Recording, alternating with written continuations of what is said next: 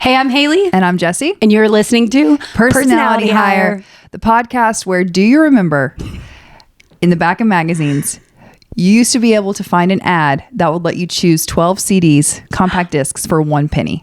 What? Do you remember that? No. It was in the back of pretty much any teen magazine, definitely 17, definitely Teen and Teen Vogue. It was, I think, Columbia Records. It was a scam because after you selected your 12 CDs for 1 penny, they roped you CDs? 12 compact discs for 1 cent. After you selected them, then I think you got enrolled in a subscription thing. Right. Okay. Into a subscription where then you had to pay either full price or above full price for each CD after you got the initial offer. But you would get 12 to start with. Or 12 would be the first one was a penny and then the rest were the cost. The first 12 you got to select. It was an order form and you had to tick off 12 CDs for 1 penny. But then you were roped into some sort of contract. Did you do that? Absolutely not. Also, I don't remember that. This is something that I don't know if a lot of people remember. The box. Do you remember the box? The box in New York? No, not the box in New York. The box was a music video network channel like MTV, but they only played music videos. You're making this up. No, and it came free. We didn't have to have cable to access the box. The box was, and then you could call and request, but you had to pay. I'm shook. You had to pay, but it was called the box, and they only did music videos. I've never heard of any of this. That's the very first time I ever saw Jamiroquai, and that changed my life. I love Jamiroquai. I love it. If you and it comes on, he comes on so often in public. He does. Are you kidding? Jamiroquai, his moonwalk video, Virtual Insanity, with his big fluffy hat on. Okay, I remember the fluffy hat. I love him. It makes sense though because he's kind of Prince adjacent, isn't he? Yes. Jamiroquai is so talented. He can sing so well. The box. You never saw the box. I know Out of the Box. Well, we all know Out of the Box. So long, farewell to you. I tried to show Scooby-Doo the box, the Out of the Box. Yeah. The box. Not like a year ago with your box, but just the box, Out of the Box. Hello? Exactly. I just brain farted so hard, but I showed her and I think it was too low quality of television that she could not. Her attention could not be held with it. Yeah. I also tried to show her Bear in the Big Blue House. No, she likes that. She liked the song a lot. We would sing the song a lot. And we like the squeak, squeak, the mouse. She likes it. She still puts that on occasionally. But yeah, good. Yeah. That makes me happy. Also, PB&J Otter, which I think I actually got her with that one too.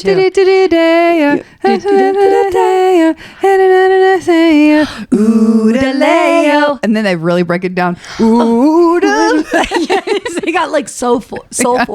They really did. They really got in there. Oh my gosh. That was a good one too. I love that show. Yeah. That's what I know about the box. The other thing I just want to mention about the magazines really quick that I've been thinking about is that, do you also remember in the back of these magazines that they had, similar to the classifieds of the newspaper, they had several pages of just black and white advertisements that were for anything from diet pills to call this psychic to do you want to buy a poodle to, like, it was a classified ad, but in the back of like 17 magazine. I don't remember this. No. The last thing I remember in the back of a 17 magazine is like where you could go read the rest of an article that was on another page or the horoscope. Mm-hmm.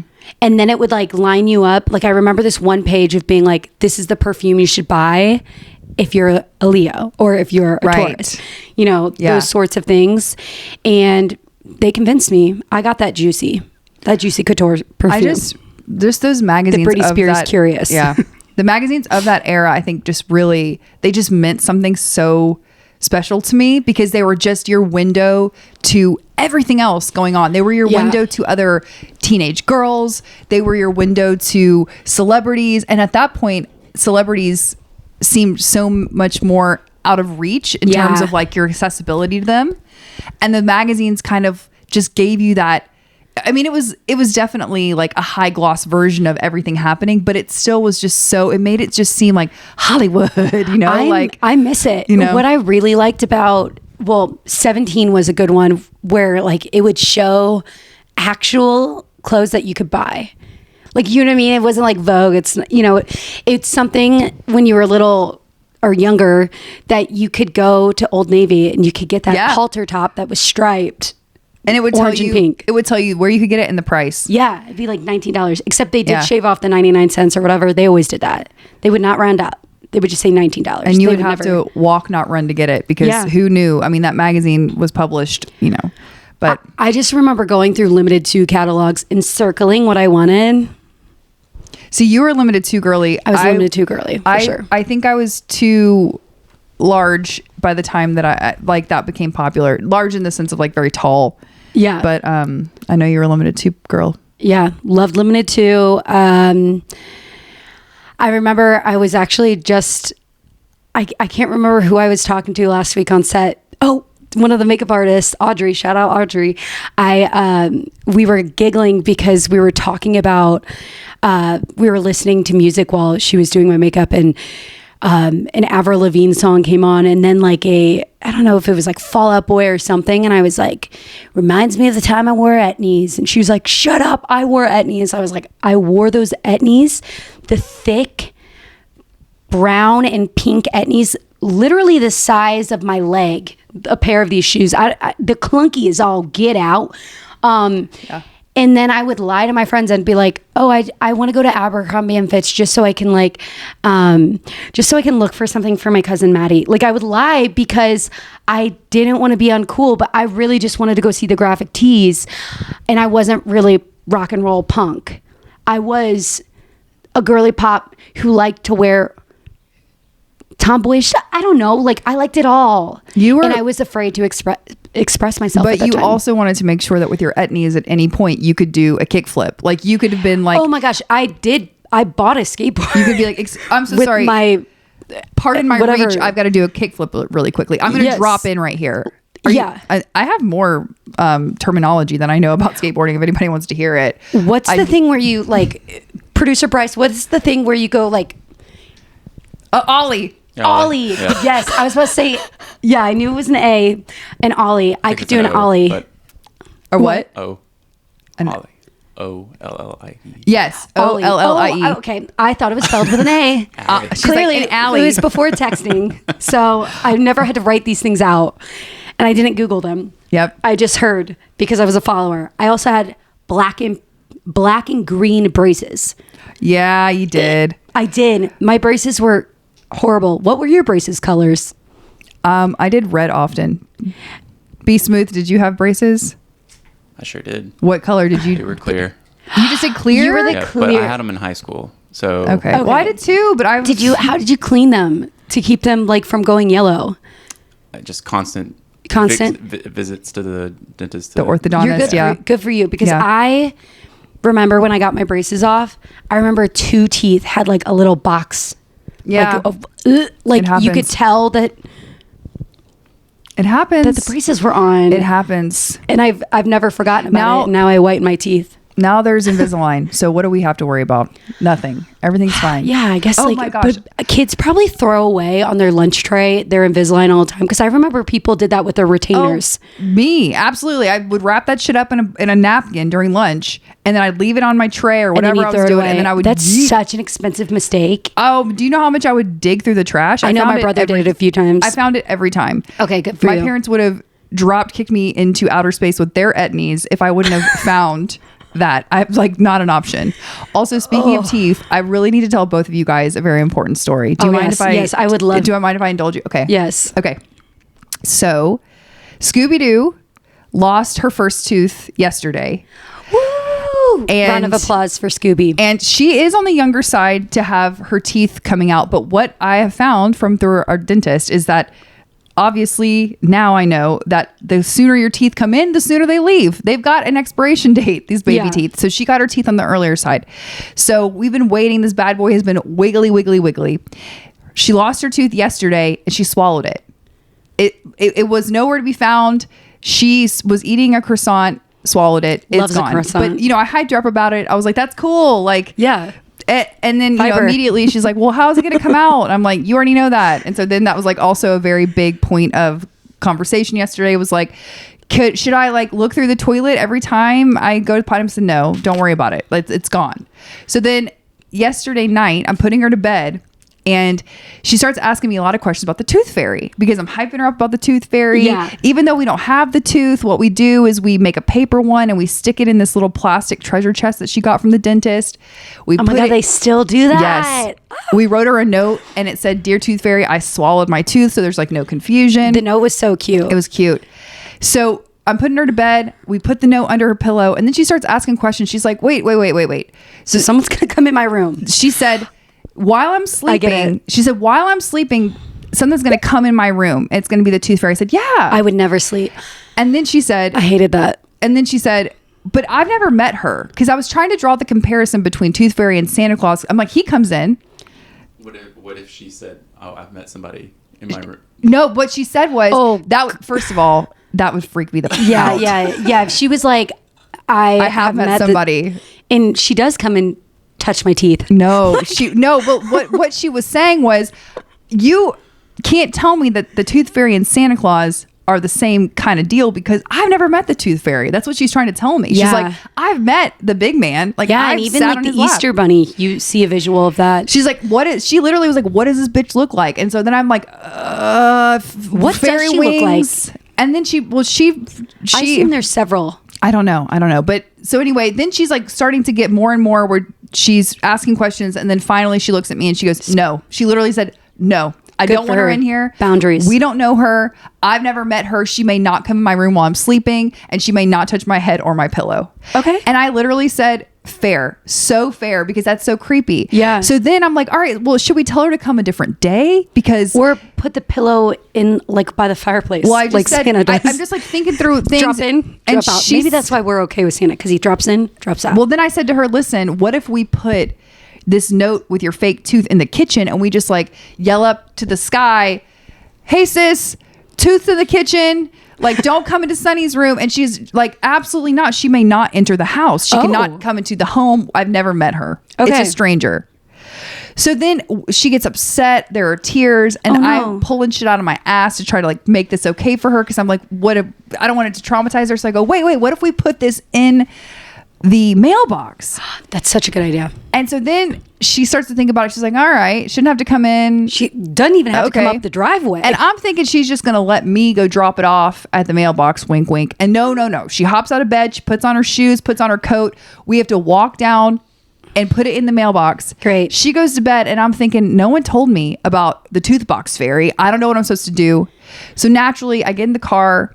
I drive to Publix. I get some balloons because I'm like, what am I going to do? So I come home, I whatever, put the balloons on the mailbox. I put a toothbrush in there with a $20 bill. $20? $20 because it's her first tooth. Okay, yeah. So we're going to do 20 smackaroos. Also, she wants this toy specifically. It's $19.99. Get at me. Honestly, again, no one told me. I don't know how much we're giving for teeth. I'm sure it's not $20, but I don't know. I panicked. All I had was $20 in my bag. So I gave her $20, a toothbrush, and some balloons on the tooth box. And then this morning she came and got it. And I literally was like, oh my God, the balloons. She didn't give one shit about the balloons. Well, that was a first time thing. So maybe I thought that was so sweet of you though. Thank you. Very sweet, very thoughtful. And you really like navigated that situation well because I would have been like, the tooth fairy's coming down the chimney. It's going to like I would have been like, what if we put it in a cage? What if we mail it? What if we? She was hell bent on stranger danger. She's not coming in here. I think that's so good though. And she said she's gonna touch my pillow. She could possibly touch my head. I said, well, yeah. And she was like, no. And I feel that's terrifying. I feel like it's so warranted. Like I feel like it's so warranted, her fear. And that's why I was like, River would have said the same exact thing. Really? Yeah. You think? Yeah. I think I'm going to handle it just like you just did. Yeah, no, I think put your tooth in the mailbox. Send it off. Honestly, maybe this is a good platform for us to say there needs to be some tooth fairy reform, because we do so much work telling our kids, pumping them up to speak for themselves and be advocates and not talk to strangers and be aware of what's around you and your surroundings. Maybe we need to change. Instead of asking these kids to change, we need to change. And also, do not come at me. Do not come at me for giving my kid $20 for her first tooth. It's her first tooth. You know, it's traumatic, and she swallowed it. I know what you're thinking. I can see it and I can feel it. I already know. No. I know. And I know. If I was Scooby, I would take that 20. I think I really only got $1 bill every tooth. Okay. I remember specifically getting a 5 at one point and being like, ooh, like I shimmied. I woke up and I like twerked. But I also know that my dad would give us like God, what are those called? 50-cent piece. What are those called? Silver dollar. We'd get like fun things. Oh, I got a $2 bill one time. Yeah. So we got like more like, or like coins that were actual coins, but they were like cool, like quarters, like from 20 states. Yeah, something like that. Sacagawea. Yes. Yeah. A Sacagawea. I got one of those. Sacagawea. So I don't know. I feel like I can't remember what I thought, but I do remember being like, so someone's going to come in. And I knew I was fine with Santa because he was down the hall. You know what I mean? Like he wasn't in my space at all. But I remember with the tooth fairy, but I also felt this way, you know, when like, shout out to my religious folk, but and trigger warning, I guess, for some of y'all. But when people say God's always watching, when I was little, freak you out? I remember specifically being like, he's always watching. He's always watching. So that means when I'm going potty. No, I relate to that. I also felt that way about when I had people in my life pass away, like my grandparents or whatever. And then that was actually worse than God watching. I remember my mom and dad telling me, well, they're always looking with you and they're always in your heart and they're always looking down on you. And I remember being like, motherfucker, because then they saw everything that you did and it was very freaky. And I don't think that is technically it. But with that, it was everybody's always watching you. What was the other thing? I'd give inanimate objects like feelings.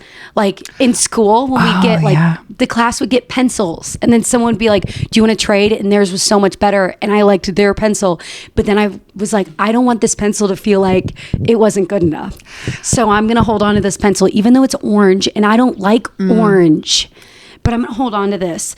And I felt that way about erasers, about toys. I felt bad about like... No, that makes me feel better because I rotate my stuffies. No, Who gets to sleep in the bed with me? That makes me feel better because I'm currently a psychopath about that with my own daughter's toys because I feel this sense of gratitude to them. You're sweet of it. Yes. That's psychotic. Yeah. Well, because I'd be like, maybe we should put some of these toys away for a while because kids' toys... They have so many little plastic pieces. Oh, I just throw them away now, though. Yeah. No, you're good at it. I'm saying like it gets overstimulating and then you're like, but what do I do with these toys? Because they still play with them.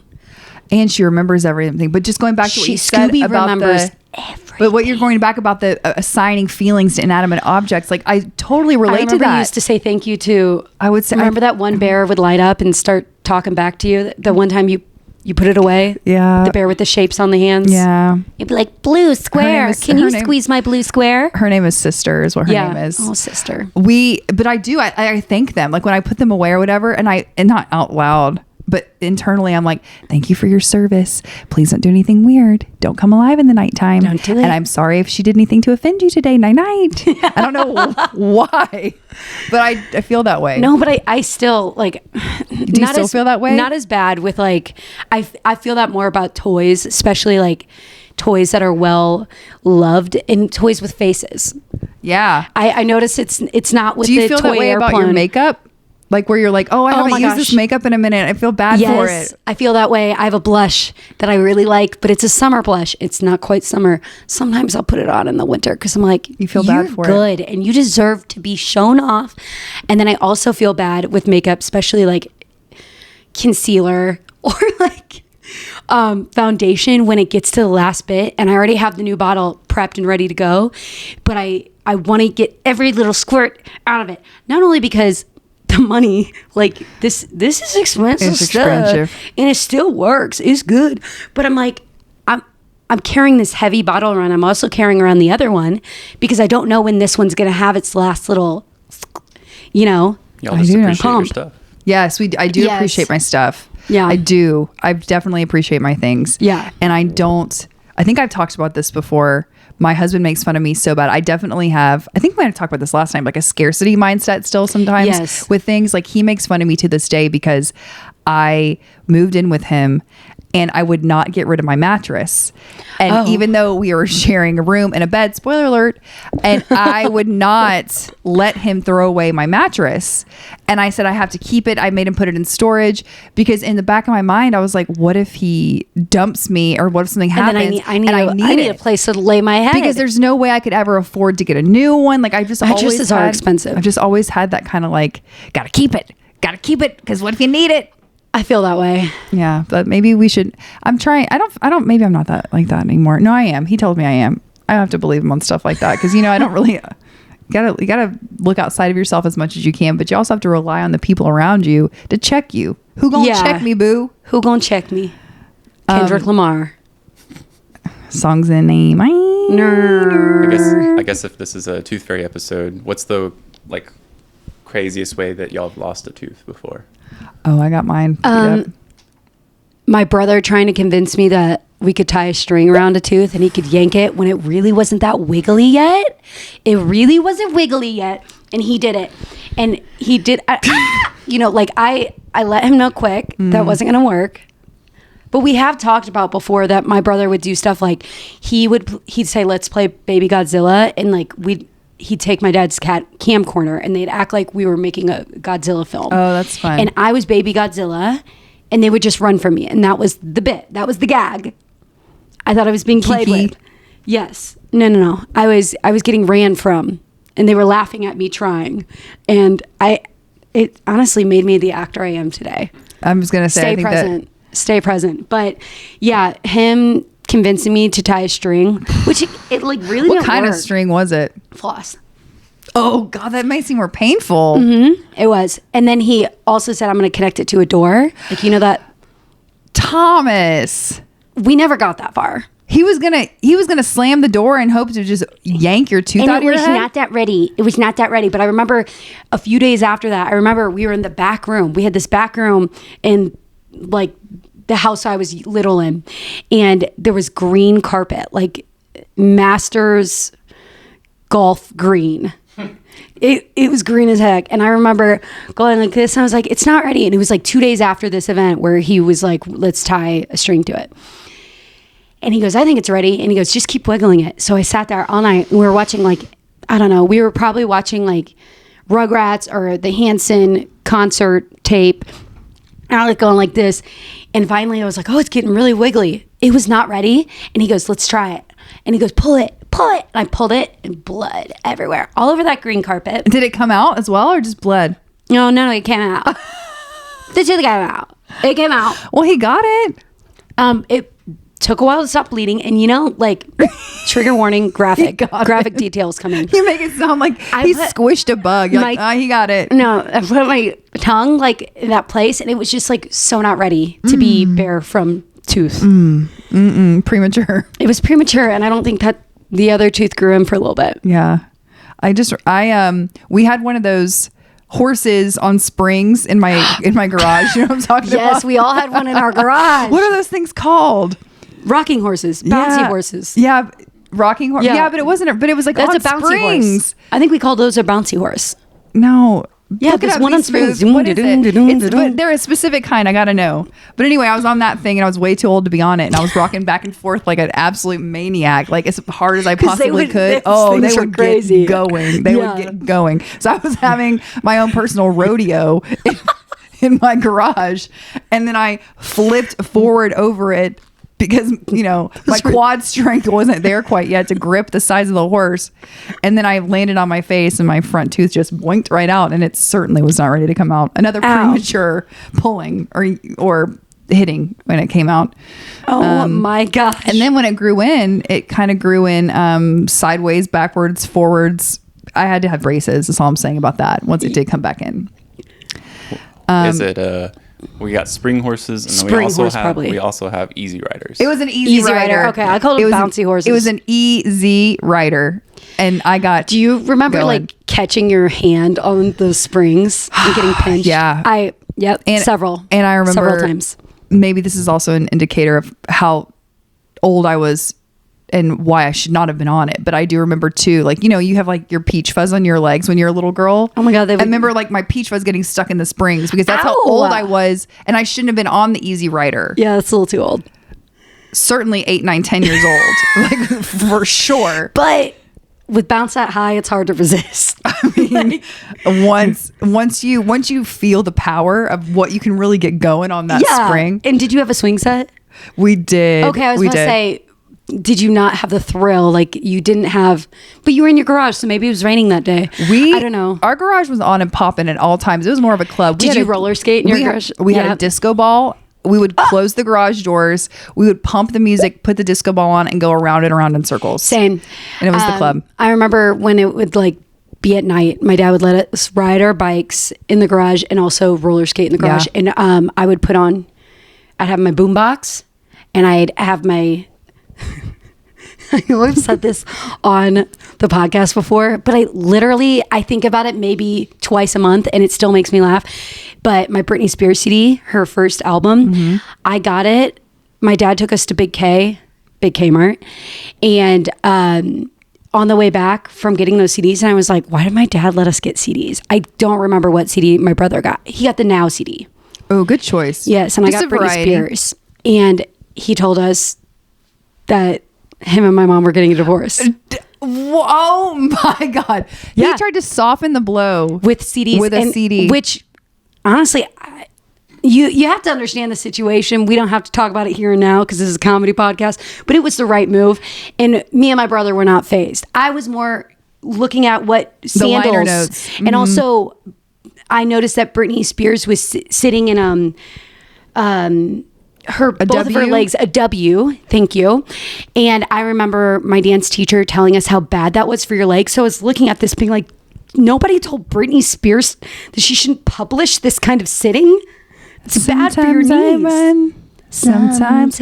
I would have only said, Dad, why couldn't you have paid 1 penny for 12 CDs instead of just this one Britney Spears CD? Hindsight's 2020. It was a different time. Yeah, he was just trying to get you there and back home as quick as he could. Right from the Big K. It was a school night, I'm sure. But I do remember rocking out to that Britney Spears CD in the garage, rollerblading. Yeah, so much fun. Wait, Bryce, do you remember how you lost your tooth? I definitely remember, like, of course, like biting into an apple or something like that. Classic. You did? That's like a movie. You're a cartoon. Right. Yeah. But eating it though. Eating. Yeah. Oh, you swallowed it as well? Oh, gosh. Like, okay. It's gone. Oh my gosh. I think we did the door thing too, and it worked. Wasn't as That's bad as a lot, you guys. That is bravery to be a little kid and to be like, yeah, tie something around my tooth and let's close the door as hard as we can. That's brave. Also, how many things did we do as children that were cartoon-like? Because that just gave me a memory. Also, because we were talking about rollerblading, I have a scar on my forehead, and it's from, sorry, fun spot, you're probably closed, but I roller skated over a banana peel. This isn't the teen club? No. This is called Fun Spot. Oh, okay. I rollerbladed over a banana peel and busted open my forehead. Wow.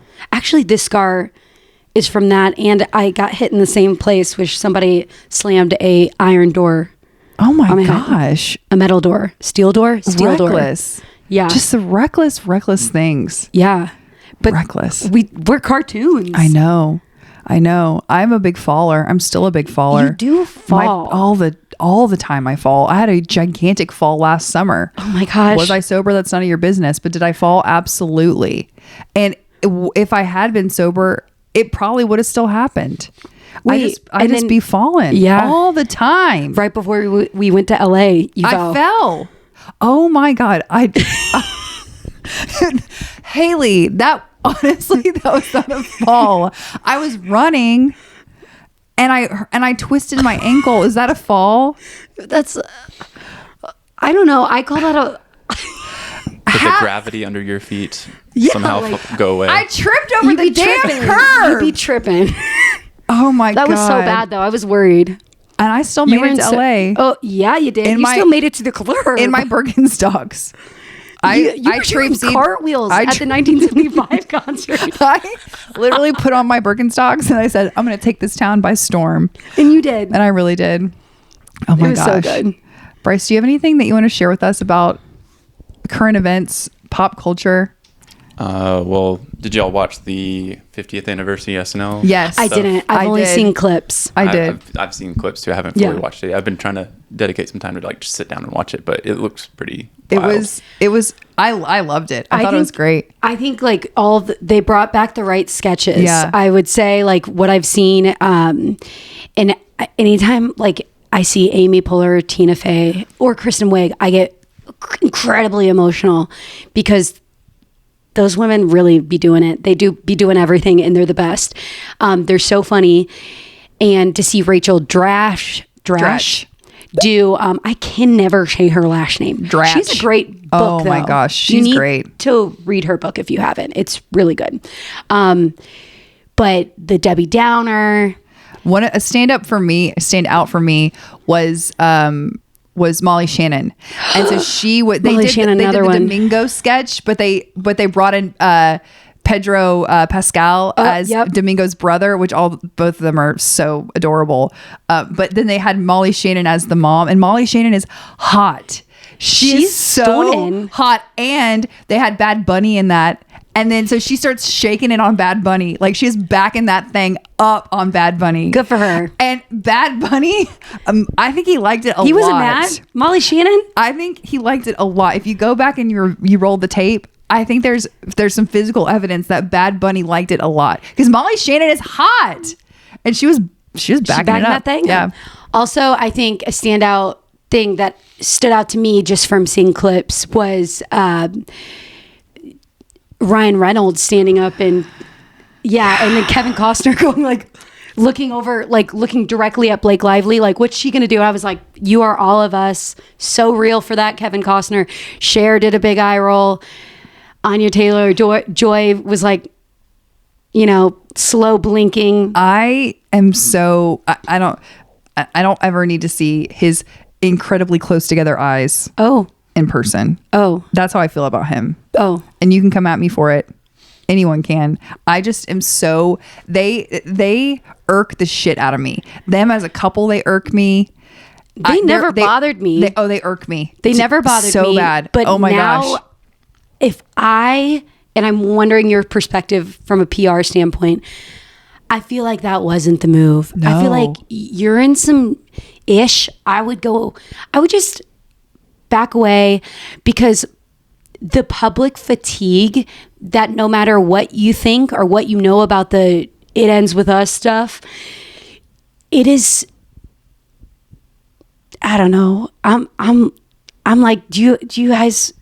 It's a read the room situation. Okay? Yeah, it's just a read the room situation. Think about where you are in space and time. Think about where you are in headlines. You don't have to go into hiding. Live your life based on what other people think about you. They're obviously not. But it is just so insane to me that to put yourself on purpose into the spotlight. Like even a few weeks ago, it was where Ryan Reynolds, it was clear someone had paid a bunch of people to go out and act like they wanted autographs from him, and he was like, like a back grid photo being taken. Yeah, it was really weird. You can call the paparazzi on yourself whenever you want. Yeah. But if I'm their publicist, if I'm looking at them as a couple, not as individuals, as a couple, I'm telling them, you need to literally, number one, we need to start group therapy. And like, we all need to have a therapy session, because honestly, you guys have this self-entitled and self-importance that you've bestowed upon yourself that is so fictional. It's just a false sense of importance that I don't get a grip on. So they need to.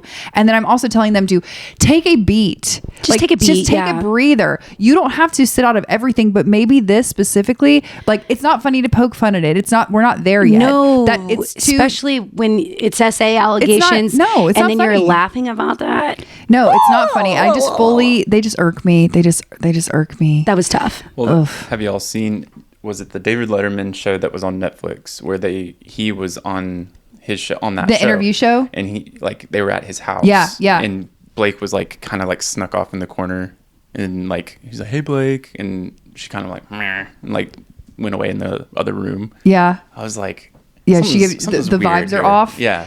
I think too that they've really been harboring on a lot of the fact that in her interviews that she says time and time again that she wants authorship or ownership or some sort of like control over whatever she's working on. And I think that maybe they're trying to control the situation too much at this point. They're trying to control and do damage control in a way that's not productive, because you can't control. The more you white knuckle it, the more we find you suspicious. And also you can't control every perception everyone has about you. And I feel like that's what she's trying to do. And I'm like, it just comes off as not authentic, fake. And in reality, I'm like, I don't trust you as a human right now because of the allegations going on. I'm certainly not going to trust you as an entertainer or performer. Like, I don't have to like you to appreciate your art. That's not me. I know some people do not agree with that. Some people are like, I have to agree with your beliefs. I have to align with who you are to like your art. That's not me. I can actually separate the two. The art from the artist. But her, I can't.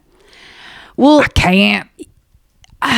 It's also just like, from an acting point of view, I totally understand like wanting to have a little bit of, like, you get this job, you book a job, and I'm it's not like I'm offer only for leads, but like, you audition, so you read the thing, it's written a certain way, and then you do what you can do best with that. But to totally try to like change the story, change what the subject matter is, essentially, like going from, I don't even know exactly what happened. None of us really know, but that is just a level of delusion, and you shouldn't be an actor then, because being an actor is taking someone else's words. It's not yours, and doing what you can with that. I also think this is a case of her thinking that the performance of the film wasn't going in the direction she wanted. So she basically felt, well, if it's not going to go my way in terms of the way that I wanted to be perceived or the way that I wanted the film to be perceived, then I'm going to turn this into a real shit show. And I'm going to find an excuse for why the film didn't do well, or why it's not seeing good reviews, or why everyone's picking apart my shitty outfits. I am going to make it into something else. So that to me is what happened. And I think that she felt put out by something that happened in terms of like the way the film was received. And she goes, fine, if you don't like it, then I'm going to tell you I'm going to make up some crap in my head and turn the whole circus around. And like, that just to me is indicative of someone who needs to be told no more, and needs to, again, seek some therapy. Grasp onto life. Just please take a blade of grass and touch it, and understand that Colleen Hoover's book, It Ends With Us, is not going to be your gift to the world. And if it is, try again. I don't know why we're dying on that hill if it is. That's what I'm saying. No, I'm saying like, why? Yeah, why do you want to go out in a blaze like this over a Colleen Hoover book? Yeah. No offense, Colleen Hoover. Like, I know people love your book, but like, I'm just saying, like, why do you want to blow up your career on this specific project? I don't know. And I also, like, again, I am so not at that level, but like, understanding that the success of a project, it's not about you.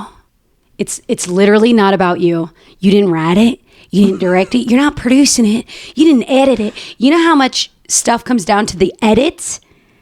Because how much TV do we watch and we see an actor and we're like, are you okay? Or something. And then you realize, oh, they got a bad at it or they got a good at it. Right. It's like reality TV as well, right? Like their whole characters or their personas are edited together. And always, they consistently say in interviews, like people that are reality stars, like they edited me that way. Yeah. Or, I don't know. Or the movie I just did, let's just say this, it's not my style of writing, or if I were to produce a project. It's a drama. It was very like soap opera-y, whatever. And someone asked me like, how do you make that work? And I'm like, you got to lean in. You got to just trust Go over the top with it, right? Yeah. And also it's my job to lean in and to like say, okay, this is the genre. So we're going to do it. And we're going to let camp be campy for camp's sake and lean in. And that's the only way you can make the words make sense. But if you try to make it real and grounded, it's not going to work. So when Blake tried to make this a fashion movie or it's not going to work. No. This is about an abusive relationship. Not about how many pants you can layer. How many beanies you can bean. Which by the way, how many pants should one layer? I'm thinking one. One pair you should wear one maximum. pair of pants, and a pair of underpants. And if you're feeling froggy and it's a weekend, maybe you could wear a skirt over your jeans if you're feeling crazy. Okay, Ashley Tisdale on Thank the you. Disney red carpet. Oh, I mean, that was of an era. So it was. And also, I didn't mean to be so, as harsh. Well, I get fired up with my opinions. And so, but I don't have like any sort of, I don't hope anything bad happens to anyone. Oh, no. However, they just really get me riled up because I think that it stems from a place of just mean-spiritedness, and that gets me every time when I think. And also, I have a very strong sense of justice, and so when I think something is an injustice to someone else or something, I get fired up. Also, I do not know anything about anyone. I did have a friend who worked with Justin Baldoni and said that they're a great guy, but like we don't know these people. But I will say, trying to take down someone's career so viciously, like with mean-spirited, if that is not true, that is so insane to do to somebody. And then what that does for the majority of people who do have allegations that are real, it minimizes their actual reality of an allegation. Like that minimizes their truth and all. Yeah. I look at it from a little bit of a perspective of like with Ryan Reynolds becoming almost like a billionaire now, and like her career is kind of now flatline, unbalanced compared to what he's got going on. Right. So now it's like maybe there is a little bit of like insecurity there and trying to make up for that. You think that maybe they have like but don't you think too that would mean possibly an insinuation that there's a competitiveness between their careers and their relationship? That's why you don't date actors. If you're an actor, don't date. Oh my God. If my man was close to being a billionaire, I'd be like, fine. I would literally take off both pairs of my pants that I was wearing and let it ride. Yeah. I would literally just like let it go. I would be like, well, I was a gossip girl. That's fine. Sorry. Like, and you have a residuals gin now. coming in, baby. Yeah. You've got a gin. You've got a football team. She's got the mixers. Gummy bear hair. Boozy Betty. And then Blake Brown hair. And I don't know if Blake Brown is, I went to high school with him. Sorry, Blake Brown. I think it's called Blake Brown hair though. Am I making that up? Sugar bear hair. I don't know. No, that's the vitamins. No, do you remember? But yeah, that was like a giant people used to put them in their teeth. They'd be like, I don't know. And then I've also heard like little murmurs, and this is just because TikTok rabbit holes. But Ryan Reynolds was married to Scarlett Johansson. She was having her directorial debut this year or last year. And with what? It was an independent film. Oh, okay, I think it was a really good one though, from what I hear. I don't know. I actually know nothing. But Blake feels some competitiveness apparently to her, which I don't know. Who knows? But I don't know if my husband said, hey babe, we're going to go on Saturday Night Live tonight, even though this is what's happening. And I'm going to stand up and go, what? That would have been my hand. You know where that is? You know where that hits? That's my belt is what that is. Yeah. Off my second pair of pants. Yeah. That's what that is.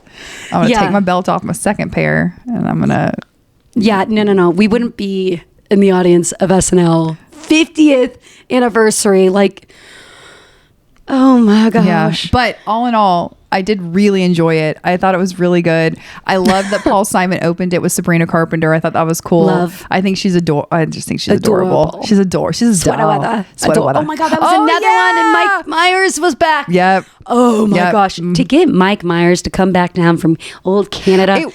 It was bizarre though, whenever they would pan to the audience to see how it was just full of celebrities. Like there were not a commoner in the house. I mean, it was just full of celebrities, and that was wild. How could you, when there's that many people who have like been a part of Saturday Night Live for so many years? Conan was there. I have a gigantic crush on Conan. I love him so much. And then all those cool writers, they showed all the writers out. They're like, let's pan to the writers that make this thing happen. And they all put them outside. Like they had them like outside of 30 Rock.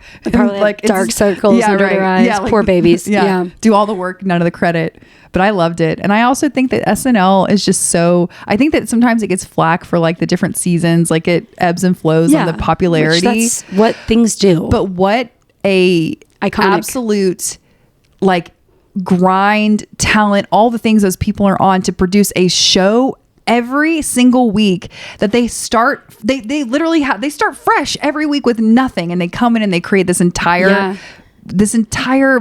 also story. You have to like pitch these stories. So they like write a ton and they pitch them, and sometimes they're just like, no, like the celebrity, whoever's the guest. No, I don't want to do that. And this person could like not be an actor, could be an actor, could be a singer, could be an absolute weirdo, because for the most part, actors, singers, a little strange. That's okay. Just let your freak flag fly. That's what I say. Let my freak flag fly. I grew up watching Saturday Night Live. Oh yeah, like back with my wiggly teeth. My Britney Spears CD in hand, wondering, do her knees hurt? But I loved that. It's why I'm an actor. Saturday Night Live. Yeah, Saturday Night Live is why I'm an actor. I watched it at an inappropriately young age.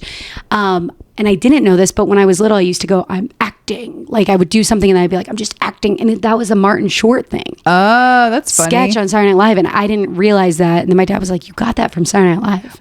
I just thought I was like making that up. I thought I was Martin Short. I was just short. You might as well be. I was just short. I just remember one that was really big in my house was Sally O'Malley. I think that's what it was. Sally O'Malley. Kick and stretch and kick. I'm 50. And I remember like that was just like, you know, like the physical comedy of that. Yeah. And all that was big. Superstar. And Chris Farley in a van down by the river. That's also like a huge. Living in a van. Everything Chris he did. Farley. So funny. Yeah.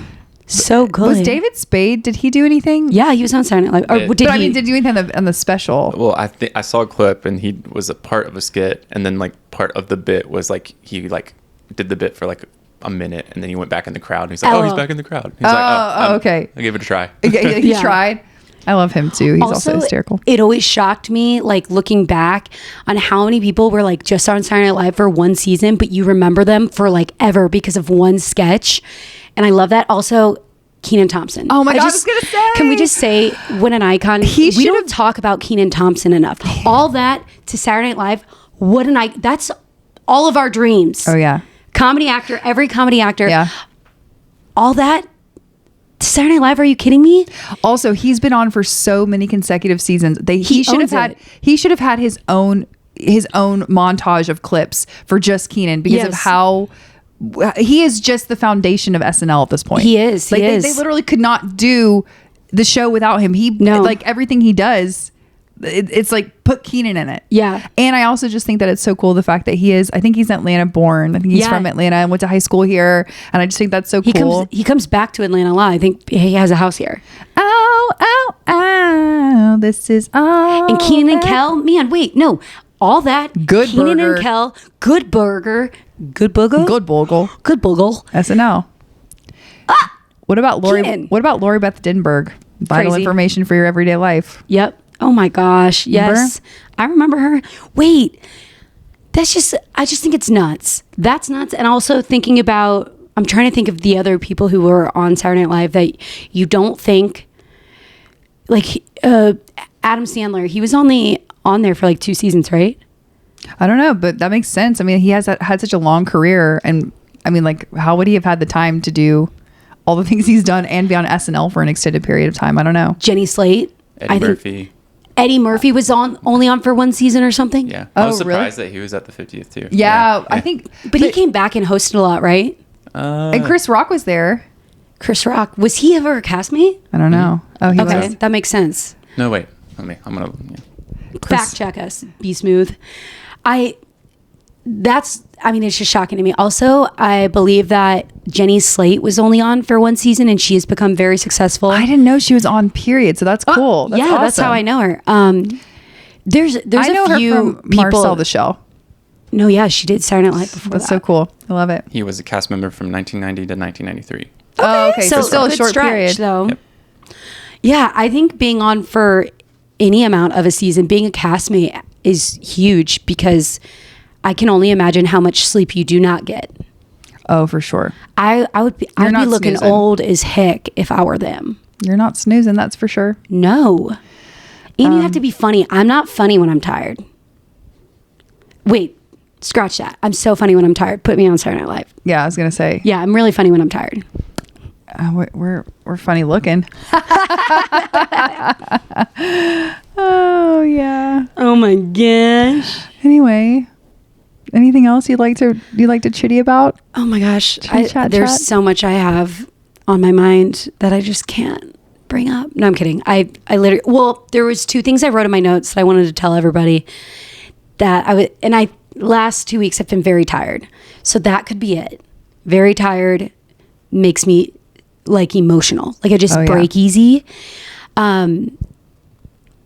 I realized 2 songs that make me cry that shouldn't make me cry. And it makes me laugh now. And Pink Pony Club makes me cry. I see that. It's like about somebody living their truth. Yeah, it just makes me cry. Are you gonna a little bit right now? Maybe. Oh, okay. No, that would be fun. Be good content. Also, Wide Open Spaces. That's supposed to be like a bop. That makes me cry. The Dixie Chicks, or they're just the Chicks now, right? The Chicks. That album, Wide Open Spaces. That just reminds me of running in gym class. Like that just, I love that whole album. It's such a good album. But she needs wide open space, room to make her big mistakes. I don't know. I feel like I'm too old to be crying at that song. I cry at everything nowadays. I cried absolutely. I used to be notorious. Everything. I used to be notorious for like no crying, dry it up Ford, like absolutely not. And I cry at everything now, and I don't mind it. I'm okay with it. I'm at peace with it. Yeah. Also, I was about to say I cry at everything, including Ted Lasso, which I think most people cry at. Okay. Why? What's that about? Oh my gosh. I don't know. It's about a lot of things. Like I don't cry about soccer, football. But I cry at the storylines within. Okay. The writing is so good. Also, Jason Sudeikis bringing it back to Saturday Night Live. And Ted Lasso is based off of a Saturday Night Live character. Oh, I didn't know that. I think Jason Sudeikis is so incredible. I love him. I don't know much about him, but I know he's been on SNL. But yeah. And I've heard Ted Lasso's wonderful. It's so good. I think that should be your next show after Severance. Okay, I'm still watching Severance. Okay. I'm only on the 3rd episode of season 2. Okay. Oh, girl, I'm not. Girl. I know, but my pal Morgan just texted me and she was like, "The latest episode is scary, like legit spooky." And I said, because I don't like to be scared. It is, but it's not. You're gonna be good. It is really good. I watched it twice. I also will just say right now, I am so mad at Helly. I'm so mad at Helly. I'm glad you got here. This was hard because the last time we talked, I knew what you didn't know. I am so I was like mad at her. I don't think that gives anything away, does it? Does that give it too much away? No. You can be mad at Helly. You can be mad at any of them at any time. Helly, the R stands for ridiculous. Ridiculous. The R stands for right back at you, Helly R. It's coming for you. And that it is me. Anyway, still love that show. Yeah, no, I was wondering when I was going to see the truth. Yes, because I guessed the truth about her a little bit before. And now... What did he call her? You fepid moppet. Or what did he say? Is that what he said? Yes, you feppin' moppet. That's what her dad says. Yes. Her. Also, not really giving much away, but he says, you feppin' moppet. You feppin' moppet. My fingers flew to Google. I said, what does that mean? Like, what could that possibly? And it means like you stinky child. Like feppid is like stinky, yucky. Moppet is like a young girl or a child. She's a stinky child for what she did. Moppet. You feppin' moppet. I literally was like, what does that mean? So good though. It is good.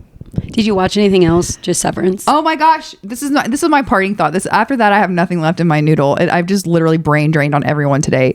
I watched The Gorge with Miles Teller and Anya Taylor-Joy. I've seen the banner for it. I like them both. Okay, I do. I like them both. It was the silliest movie I've ever seen. What's it about? It is about an east and west tower that are on either sides of a large gorge, and they're both patrolled by different people that they're not supposed to have any interaction between the two of them on the east and west tower. Okay. But they get dropped there without knowing what their mission is. Come to find out, their mission is to stop from whatever is inside of the gorge from coming out.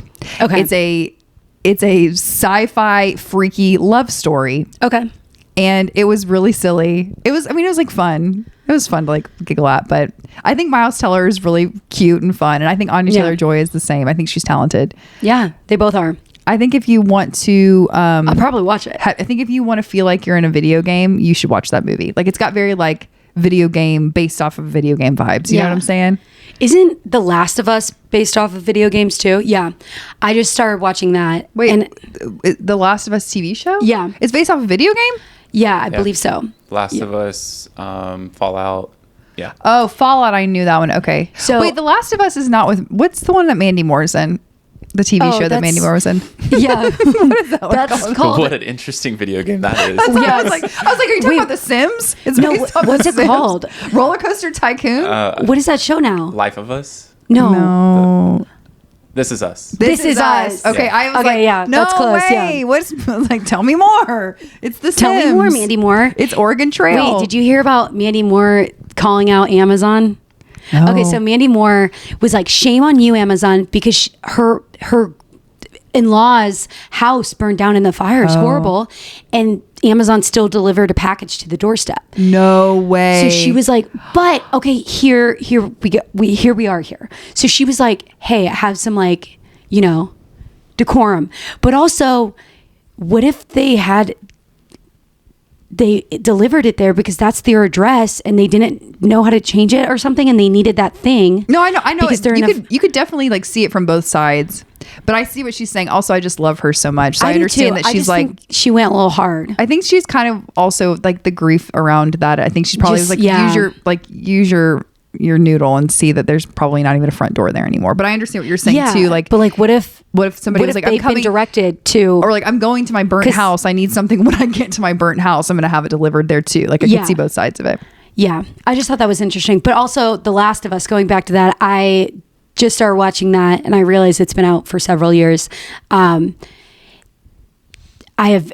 on episode like 4 or 5, maybe 6 of season 1. Girl, what is this show about? What is this show about? I can't stop watching, but girl, what is it about? Do you know what cults. it's about? There's it's like apocalyptic. Zombie. Yes. Zombie apocalypse, yeah. And I think I figured it out. So for the folks at home who've watched it, and not really a spoiler because I haven't been told if this is correct, but my theory is, are the animals the people who went away, that disappeared? The dogs, the rabid dogs, the weird pigeons, or are they turning?